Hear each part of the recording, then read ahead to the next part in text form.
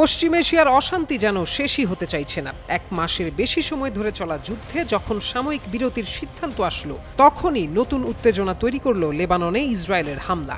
ফলে যুদ্ধবিরতির ডানায় বিঁধল নতুন কাঁটা। তারই প্রেক্ষিতে ইসলামাবাদে শান্তি বৈঠকে ইরানের প্রতিনিধি দল পৌঁছানোর জল্পনা সরাসরি নাকচ করেছে তেহরান। আন্তর্জাতিক সংবাদ মাধ্যমে প্রকাশিত বিভিন্ন প্রতিবেদনে দাবি করা হয়, আমেরিকার সঙ্গে সম্ভাব্য শান্তি আলোচনায় যোগ দিতে ইরানের উচ্চ পর্যায়ের এক প্রতিনিধি দল ইসলামাবাদে পৌঁছেছে। তবে ইরান সেই দাবিকে সম্পূর্ণ ভুয়া এবং ভিত্তিহীন বলে উড়িয়ে দিয়েছে। ইরানের সরকারি সূত্র জানিয়েছে, এমন কোনো প্রতিনিধি দল ইসলামাবাদে যায়নি এবং এই ধরনের খবর বাস্তবের সঙ্গে অসঙ্গতিপূর্ণ। দেশটির পররাষ্ট্রমন্ত্রী আব্বাস আরাকচি, সংসদের স্পিকার মোহাম্মদ বাঘের গালিবাফ, যাদের নাম এই আলোচনার সঙ্গে জড়িয়ে প্রচার করা হচ্ছে, তারা কেউই দেশ ছাড়েননি, বরং তারা তেহরানেই নিজেদের কাজে ব্যস্ত রয়েছেন বলে নিশ্চিত করেছে সরকারি সূত্র। লেস অয়েল অ্যাবজর্ব করে আপনার পরিবারকে রাখে হেলদি। ফুড গ্রেড ম্যাটেরিয়ালে তৈরি যমুনা কুকওয়্যার।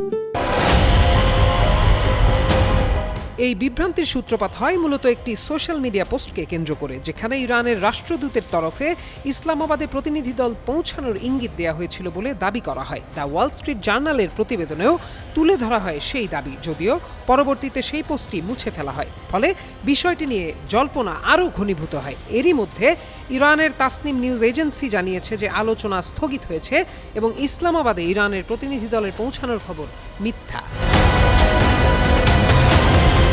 তেহরান শান্তি বৈঠকের পরিপ্রেক্ষিতে স্পষ্টভাবে জানিয়েছে, বর্তমান পরিস্থিতিতে আমেরিকার সঙ্গে কোনো সরাসরি বা পরোক্ষ আলোচনায় যাবে না তারা। তাদের দাবি, যুদ্ধ পরিস্থিতির মধ্যে বিভ্রান্তি ছড়ানোর উদ্দেশ্যে আলোচনার প্রসঙ্গ তুলে ধরা হচ্ছে। যতক্ষণ না ইসরায়েল লেবাননে আক্রমণ চালানো বন্ধ করবে, ততক্ষণ কোনো ধরনের আলোচনায় বসবে না তেহরান। আন্তর্জাতিক সম্পর্ক বিশ্লেষকদের মতে এই ঘটনায় পরিষ্কার যে পশ্চিম এশিয়ার কূটনৈতিক পরিস্থিতি এখনও অনিশ্চিত এবং বিভ্রান্তিকর। একদিকে আলোচনার সম্ভাবনা তৈরি হলেও অন্যদিকে পারস্পরিক অবিশ্বাস ও যুদ্ধবিরতির শর্ত নিয়ে মতপার্থক্য পরিস্থিতিকে আরও জটিল করে তুলেছে। প্রত্যয় দাস, যুগান্তর নিউজ।